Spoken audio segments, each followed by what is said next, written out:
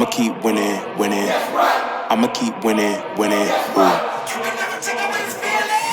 I'ma keep winning, winning. You can try to save yourself, but you only go. What's going on, guys? Jake here. I'm back with another video, and today I'm going to be looking at Field Yates' mock draft, which is always pretty interesting one. It's a good one. He's been working alongside Mel Kiper a lot the last, two couple of years at ESPN. Him, Todd McShay, Mel Kiper, those three, and Daniel Jeremiah, those four guys are really kind of the ones that you kind of want to watch out for that have, a lot of impact on what's actually going on in a lot of the circles. But before we get into it, please make sure to like the video, comment down below anything you agreed or disagreed with so we can have a conversation down below, and make sure to subscribe to the channel for future NFL content that I'm going to be putting out, whether it's NFL draft, free agency, and the NFL Combine, anything like that. So make sure to subscribe to the channel to follow along. And getting into Field Yates' mock draft, he definitely is one of the ones to kind of look out for with this mock draft because although he may not get it right, he has a lot of sources in the league, like Todd McShay and Daniel Jeremiah, there where they're able to base their mock draft on what they're hearing with a lot of sources. So it may not get it exactly right on the player that the team's targeting, but you can kind of definitely get an idea at this point in the offseason to kind of see where teams are thinking about going and kind of where their priorities are for certain positions and who they're kind of trying to target. Not exactly the exact player, but you can kind of get the position mindset of where they're trying to go. So Field Yates, it's going to say a lot on where these teams are thinking, where they might go. And starting out number one, Tennessee Titans, he hasn't taken Travis Hunter. This is one. Is it going to be a quarterback? Is it going to be the best player available, like Abdul Carter, Travis Hunter? A lot of people are starting to go back to the Cam Ward situation because, a lot of people are like ready to move on from Will Levis. It really depends on how the new GM and Brian Callahan look at Will Levis. If they're looking to give him another shot, maybe trying to stall until next year's draft where it's more quarterback friendly draft. So they really just take Travis Hunter. They need talent in this mock draft. They're able to go out and get a number one wide receiver for Will Levis, whether he plays receiver or corner. And then he could easily go and be a number one corner on the defense. I think that he should play defense mainly, corner, and spotlight on offense in certain situations to use his ball skills, maybe in the red zone, certain situations like that. We did just get information of a report that he is going to be playing cornerback at the scouting combine in Indianapolis in 2 weeks. So that's gonna be big. That's kind of a big tell on what he's looking at, which I'm kind of shocked. I thought he'd be want to be more of a wide receiver and kind of test out at wide receiver. So it's gonna be interesting to see where he goes in the next couple weeks. Number two, he has the Cleveland Browns going with Abdul Carter. This one makes the most sense in my opinion at this point. Abdul Carter really should be a Brown unless they want to move on from Deshaun Watson. But I think that they're going to try to go more the veteran quarterback route, maybe like a Kirk Cousins or somebody like that. And they need to trade Miles Garrett. They could end up with two first round picks in this draft, maybe who depend on who they trade it with. Miles Garrett away to, but you're looking to get Miles Garrett's replacement, Abdul Carter, who was an off-ball linebacker originally, who moved down to edge rusher this past year, and he had a huge impact at Penn State in a lot of the bowl games, especially in the college football playoffs against Notre Dame. And you got to really see his talent pretty much go off, and he's kind of like that Micah Parsons type role that they have. Number three, the New York Giants. They're going with Cam Ward. They're getting their franchise quarterback. Brian Dable and Joe Shane, the GM for the Giants and the head coach, are both on the hot seat. This is going to be their last year. If they have to come out and show some type of improvement that they have the franchise going in the right direction after letting Saquon go and all those other decisions. So they're gonna try to come out and get their franchise quarterback at three, whether it's Cam Ward or Shador Sanders that's here. They're looking for somebody that's gonna make an impact on this franchise to hopefully go out and play quarterback well so that they convince John Mara, who is the owner, to be able to keep them around another year. Cam Ward is, in my opinion, the best quarterback in this class, even though it is a weaker quarterback class. He has more of the talent. He has the ability to make plays. He has the more speed, mobility, the big arm. Some people say he needs to work on his ball placement, but I think his ball placement's great. It's just mainly his decision making sometimes. He definitely gets in trouble and was a turnover machine, but he's been in multiple offensive systems and he's been able to show off because each offensive system he's gone into and each team he's gone to, they've gotten better, and the other team they left ended up getting worse. So you can definitely see how he's impacted those teams in a positive way. Number four, an interesting one. The New England Patriots go Will Campbell. It definitely makes sense that depending on what they do in free agency is definitely going to be able to tell with the New England Patriots. This is probably the worst situation that the Patriots could be in if Travis Hunter and Abdul Carter go 1 and 2. The Patriots are desperately hoping that two quarterbacks go in the top three so that they can end up getting Carter or Hunter. But in this situation, neither one of them fall. And depending on what they do in free agency, if they go out and sign like a T. Higgins and a couple other guys on that defense, and they can definitely look to upgrade and protect Drake May. That's going to be their main priority is getting Drake May either weapons or protect them. You got Vrabel in there as the head coach, so I could see them wanting to go defense here. Maybe they end up going with a Mason Graham to kind of add to that interior, that defensive line to go with Christian Barmore. But I think that they're definitely going to be focusing on trying to focus on the development of Drake May to be able to, make sure he gets that next step and he make sure he has all the weapons to be able to progress him and develop him. So Will Campbell makes sense, although Will Campbell's not my top tackle.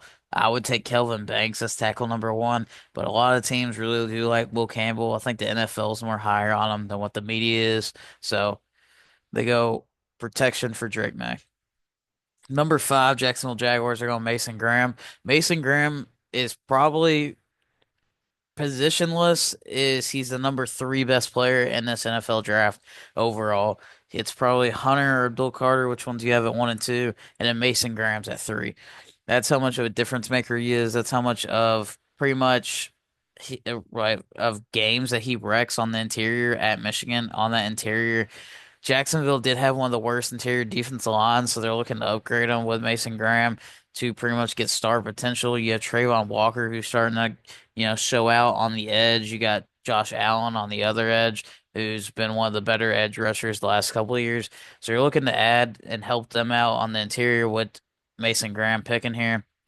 I easily could see them potentially going with a Tedero McMillan here if he's on the board, just because Liam Cohen just got announced as the new head coach. So maybe he's wanting to get more of the Mike Evans weapons type vibe. But I could easily see him going best player available, going Mason Graham or Will Johnson here, who's the corner. The Las Vegas Raiders going Shador Sanders. They're hoping that one of the quarterbacks falls to them, and it's starting to more look like as we go on that maybe they will, either Cam Ward or Shador Sanders. I think the Raiders definitely do want Shador because Tom Brady's connection with them, and I think Shador wants to go to either the Raiders or the Giants. And I think Shador, he's the second best quarterback in this class. He does create a lot of pressures for himself because he doesn't really trust his offensive line a lot of times. But his first year there, the Colorado offensive line was bad. So he wasn't really used to playing for a great offensive line. So it really just kind of depends how you see him. He's not as talented as Cam Ward, in my opinion, but he's still going to be a great quarterback if he can handle pressure better and be able to stay in the pocket. So the Raiders go out and get their guy, even though they have a whole lot of holes on their team, and they're one of the least talented teams in the NFL. So moving on, to number seven, the New York Jets. This is kind of a terrible situation for them too, because Mason Graham's off the board, and a lot of the guys that they're hoping kind of would fall is off the board. So Phil Yates has them going with Michael Williams, edge rusher out of Georgia. There's several other players I wouldn't mind seeing them here. They are kind of already, settled at edge. They have Will McDonald and Jermaine Johnson's coming off an Achilles injury, so he might miss the first half of the season. And Aaron Glenn, I think, is going to definitely try to focus defense on this draft. And I could see them going to Will Johnson, who's still on the board, so I wouldn't have hated that over the Michael Williams pick here. Michael Williams is more of a raw prospect that needs to be developed.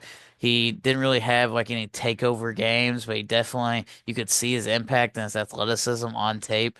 But it really just depends where the Jets are going to go here. I think they're really set up just to go best player available at seven, especially in this draft. Whoever they like, they could end up going with somebody like a Tyler Warren here at tight end. I wouldn't be shocked to do that. But I think with Aaron Glenn, he's definitely going to want to build up the defense with a lot of his guys, a lot of his mentality type guys. So it's a lot more high motor type players. So it's going to be interesting to see what they do, especially with Mason Graham being the ideal pick here if he's on off the board where they would go.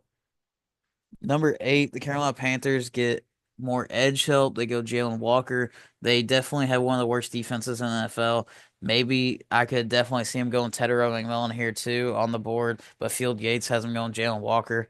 Jalen Walker is a guy that's risen up a lot of boards. He's pretty much around this top 10 area to the mid teens. A lot of NFLs are pretty much a lot of like the well paid like Field Yates, Mel Kiper, Daniel Jeremiah. They have him going in the top 10 compared to most media outlets. So it's fair to say that there's a lot of high praise for this guy in the NFL. He played linebacker and edge, kind of a big tweener type player, and he's definitely, in my opinion, going to play edge in the NFL. So he needs to be able to develop and use his speed a lot. It's going to be interesting to see depending on what team drafts him, but Carolina's trying to get more talent on that defensive side of the ball. Number nine, New Orleans Saints going Tedder McMillan. He kind of falls here, and the Saints are able to pick him up. I think this makes the most sense. Um, he is an opposite receiver of Chris Olave, and Shaheed. They're more of the speedier, and Chris Olave is more of the route running type guy. Tedder McMillan's a big body, Mike Evans type guy. 6'5", has great hands. He's huge. He has great speed, pretty much has everything. He's been compared to Mike Evans. So the Saints are going out trying to get some more weapons for Derek Carr and whoever they end up getting in their future on at quarterback in the future drafts where they move on from Derek Carr. But I definitely could see him going offensive line here to try to move on from Trevor Penning. But if Tedder McMillan's on the board and he falls a little bit here, it makes sense for the Saints to take him and try to get more weapons on the offense side. Number 10, Chicago Bears go Kelvin Banks Jr., offense tackle from Texas. This one's interesting. I could see the Bears if they go out and sign a couple of people in free agency for the interior offensive line. I've been kind of looking at if they go get Trey Smith and maybe like a Kevin Zeitler or a Ryan Kelly from the Colts, then I could easily see the Bears going out and drafting Genty if they end up getting those two guys because Ashton Genty would fit in well and Ben Johnson would definitely like a very good running back, kind of like how he had Jahmyr Gibbs and David Montgomery. So I could definitely see him doing that. But Kelvin Banks is the best tackle on my board in this draft. He's the number one tackle. I have him over Will Campbell. His run blocking ability mixed with his quick feet and great hands and pass pro really puts him at number one to me compared to a couple other. Will Campbell definitely struggles with his inside and he oversets a lot. So that's why Kelvin Banks is kind of number one to me. And Chicago Bears desperately need to help out Caleb Williams, but I think this would be a situation where Kelvin Banks would play guard for a year or two before moving out to tackle. San Francisco 49ers go Josh Simmons. They're definitely going to be looking for the trenches, whether it's defensive line, one of the edge players, or it's offensive tackle to be able to replace Trent Williams. Trent Williams is 37 years old. He dealt with a lot of injury, missed a lot of games last year. So whether it's somebody to step in for Trent Williams or somebody to play guard for a season or two before Trent Williams hangs it up, it definitely does make a lot of sense to go Josh Simmons here. Josh Simmons is somebody that had a season-ending knee injury for Ohio State around the sixth game of the year against Oregon. So it really depends on his medicals coming up in Indianapolis at the combine, whether teams how they're going to kind of see him on their boards. Because is he going to be healthy enough? Is he going to be ready first game of the year? How are their doctors going to analyze him? And how is his progress going? That's really just going to depend where he gets drafted. He could go all the way up here to San Francisco, or he could fall all the way down the late first round in the late 20s to somebody like the Rams at 26. Dallas Cowboys, Will Johnson falls a little bit. Most people have him going in the top five. He falls down here, and the Cowboys definitely go with the best player available. They've had a lot of issues on the defensive line. One of my favorite picks to mock here is Walter Nolan. But if Will Johnson falls to him, it definitely makes sense. They got Eberflus coming in, who's a zone heavy scheme, and a lot of their cornerbacks deal with injury a lot. Deron Bland only has 1 year left. Trayvon Diggs has dealt with injury the last 2 years. So they're pretty much just bolstering their secondary, trying to get more talent on that defensive side because it's pretty much just Micah Parsons, in my opinion, that's trying to pretty much do it all where he's staying healthy. And they need to get more just more talent on the defense side of the ball. And the Cowboys kind of do this with a lot of drafts. They kind of just sit where they are, and great players fall to them. It happened with Zach Martin years ago. It happened with Micah Parsons. It happened with CeeDee Lamb. So they kind of just sit put, and then whatever talented guys fall their way, they take the most talented player on their board that they see. Number 13, the Miami Dolphins. This one's very interesting to me. They take Tyler Booker, guard out of Alabama. I love Tyler Booker. Tyler Booker is going to be a great pro. He has a very high floor, so he has very low bust potential, but I don't really know if he's going to be the best guard in the NFL at any point. He's just going to be a very solid starter. I think this is very interesting, taking him over Armand Membu. Amar Membu is one of the kind of more favorite players to draft here to the Dolphins because he's kind of seen as the Elijah Vera Tucker build. We'll get into more him when we see him later. I'm sure we will. But Tyler Booker is definitely a solid guard. He started at Alabama for 3 years, so he has to be pretty good at that point. If he can come in and keep his technique and be able to adapt to be able to protect Tua, they need to stop Tua from getting hurt, so they go and just get his protection here. The Indianapolis Colts go Tyler Warren. This is the most predictable spot and the most common spot for everybody that does mock drafts. Almost everybody has the Colts taking tight end Tyler Warren if he falls here, if he's not taken by the Jets at 7. Tyler Warren was the best tight end in football and arguably one of the better players in college football last year. He was a former quarterback for his high school team, so Penn State used him in a lot of situations. They used him at quarterback in certain Wildcat spots. He's definitely more the George Kittle type role. He's definitely more of a blocking and receiving tight end. So he does more of that George Kittle type vibe. And I think this would be great in Indianapolis because he's a target for Anthony Richardson and he can help be able to block like George Kittle in Anthony Richardson's run packages as well. Atlanta Falcons are going Mike Green, edge out of Marshall. He was one of the biggest risers from the Senior Bowl. He led the college football and with 17 sacks last year and 30 tackles for losses. So he had a crazy year last year out of Marshall. But the only knock that he really has is that he didn't really play against the biggest competition last year. And in my opinion, I do think Mike Green could go near the top 10 and could even go top 10 at like number 8 to the Carolina Panthers. I love Mike Green. He's one of my favorite edge rushers in this class, and I think he deserves to go top 10 compared to a lot of these other guys. And I think it's worth taking a swing on him early on in the first round because I feel like that he's definitely going to be a monster.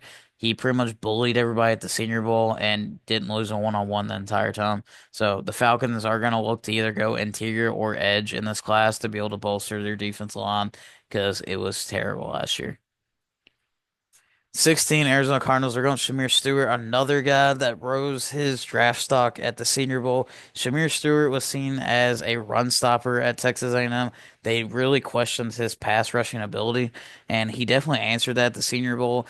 Just like Mike Green, he almost didn't ever lose a one-on-one the entire week, and he showed his variety of pass rushing moves and his pass rushing ability. So the Arizona Cardinals, I could end up seeing them taking a swinger receiver here, like a Luther Burton, to go alongside Marvin Harrison to get Kyler more weapons, or I could see them going offensive line as well. But edge pressure makes the most sense for him with Shamir Stewart, who ended up rising and being one of the biggest risers from the Senior Bowl. Cincinnati Bengals at 17, they're going to go Walter Nolan. This is the third in a row of one of the biggest risers from the Senior Bowl. He pretty much was a dominant, and he was able to show off at the interior spot at nose or 3 technique, whichever one he wants to play. I normally mock him number 12 to the Cowboys, but with him falling here, the Bengals definitely do need interior help. They had one of the worst defenses in the NFL. All they pretty much had was Trey Hendrickson, and I think they're looking to either bolster up the defensive line to take away from him for the interior, or they're looking for another edge rusher to complement Trey Hendrickson on the other side. So they pretty much fall into the lap of Walter Nolan, and I think that he's going to go much higher in this first round. Seattle Seahawks are going Armand Membu. They need help on the interior of the offensive line, or they could even play him at tackle to replace Abraham Lucas, who kind of struggled last year after having an amazing rookie year. And Lake and Tomlinson, their guards, going to be leaving in free agency. So Armand Membu would definitely slot in here. I think he's probably going to go to the Dolphins at 13 if I had to guess right now. But he's more that Elijah Vera Tucker role. Like I said, he liked how the Jets have him. He's mainly a guard, and he's going to be playing guard in the NFL. But he's somebody that can bump out the tackle if needed in certain situations and play just as great. So he's one of the guys that has a crazy first step off the ball. If you watch him, I have a breakdown on a lot of these offensive linemen on my YouTube channel. So if you haven't watched those, please go and watch those and my breakdown on these guys. And Armand Membu is one of my favorite offensive linemen in this class. He's definitely up there with Will Campbell with me. I think that they're very similar with how they play. And their rating on my board are pretty similar. Tampa Bay Buccaneers going with James Pierce Jr. They need an edge ever since Shaq Barrett has kind of declined and left. They have interior play with Vita Vea, who have been playing very well. So they need to get more pass rush on that edge because they're definitely missing it. And James Pierce was seen at one point as the number one player in this class a year ago before he had a disappointing year. So they're looking for somebody to complement Vita Vea, and it makes so much sense to be able to go out and get a freaky athletic edge rusher. Denver Broncos go Ashton Genty. I think he could end up going to the Bears at 10, but the Denver Broncos need to get weapons for Bo Nix. So this could either be a receiver, a tight end, or a running back, in my opinion. I think this is the farthest that Genty goes. If Genty is on the board at 20, the Denver Broncos are definitely taking him. I think this is the lowest possible spot that he'll go. He's seen as one of the best running back prospects in the last couple of years. And this is going to be a team that's going to end up getting a great running back because all they have is Javonte Williams at this point, and he's a free agent. So this is probably the most shocking pick of this mock draft. He has the Pittsburgh Steelers going Jackson Dart, quarterback out of Ole Miss. I don't think the Steelers are going to take Jackson Dart necessarily in this draft. I definitely do think that they're going to keep Justin Fields or Russell Wilson.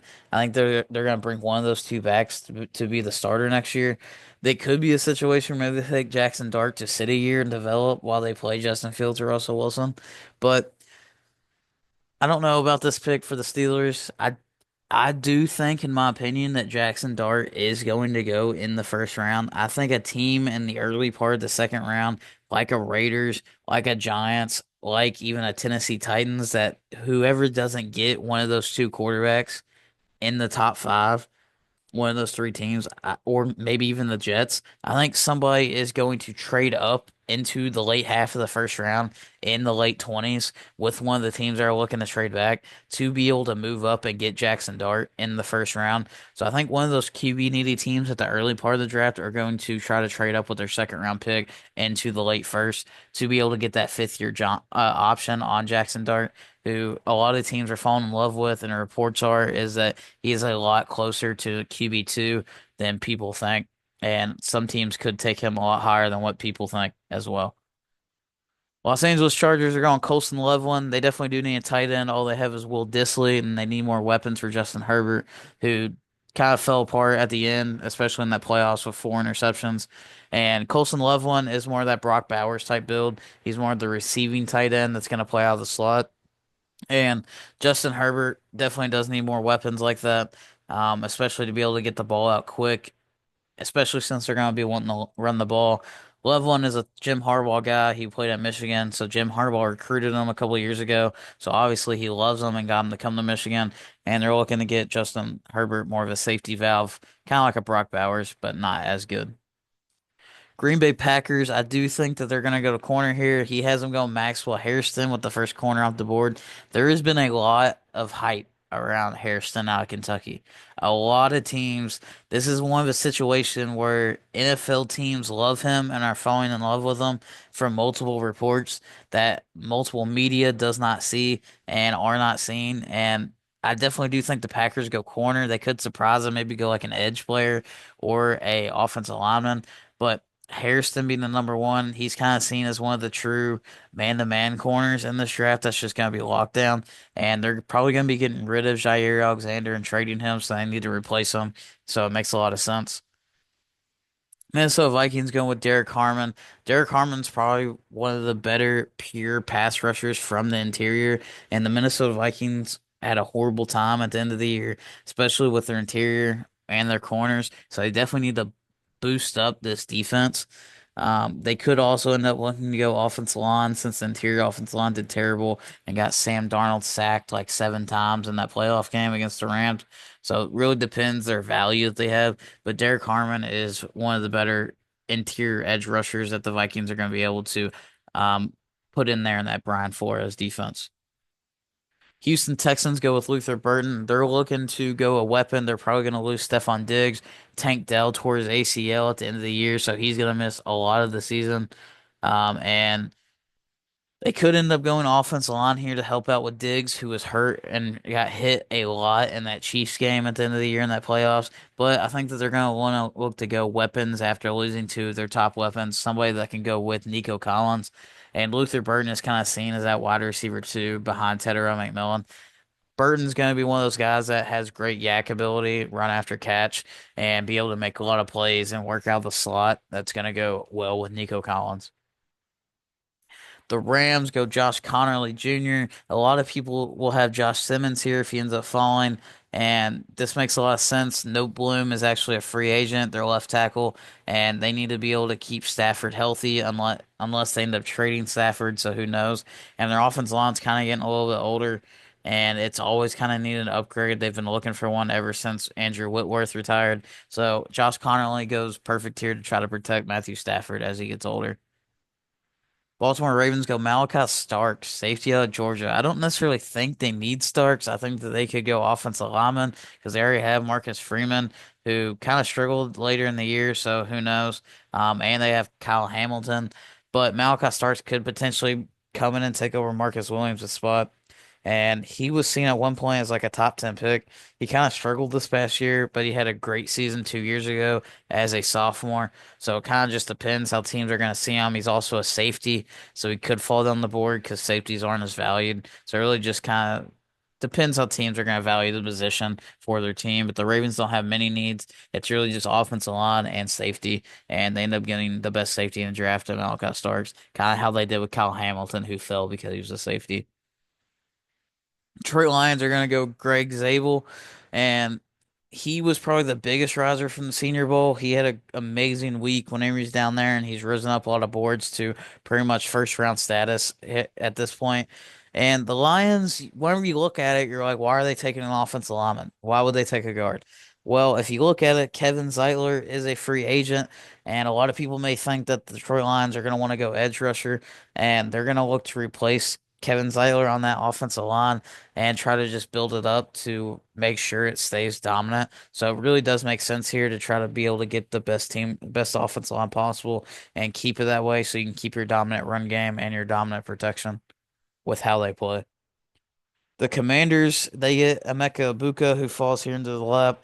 They're either going to look to go edge rusher if a lot of them are on the board, but a lot of them have gotten off at this point, and not a lot of them have fall. So Emeka Ibuka, they're looking to pretty much get somebody to go along with Terry McLaurin to help out Jaden Daniels. Emeka Ibuka is a very good yak receiver, just like Luther Burden. He makes a lot of plays after the catch. He's one of the short routage, get the ball out quick to him, let him make a play. So it gets Jaden Daniels development and allows him to get another weapon.